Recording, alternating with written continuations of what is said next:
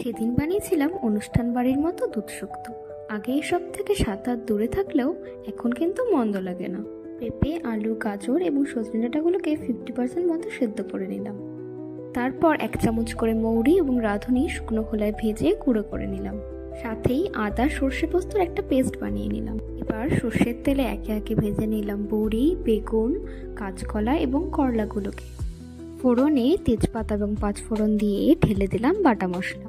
মশলা অল্প কষিয়ে সেদ্ধ করে রাখা সবজিগুলো দিয়ে আবারও বেশ কিছুক্ষণ কষিয়ে নিতে হবে। এবার ওই ভেজে রাখা সবজিগুলোকে ঢেলে ভালোভাবে মিশিয়ে দিয়ে দিতে হবে 1 কাপ মতো দুধ। সাথে দিতে হবে ওই কাপেরই 1 কাপ গরম জল। এবার স্বাদ মতো নুন আর চিনি দিয়ে ভালোভাবে ফুটিয়ে শেষে দিয়ে দিতে হবে সেই ভাজা মশলা এবং অল্প একটুখানি ঘি। এই ভাজা মশলাটাই শুক্তোর স্বাদ অনেকগুণ বাড়িয়ে তোলে। একবার খেয়ে দেখুন, পেট মন দুটোকেই শান্তি দেবে।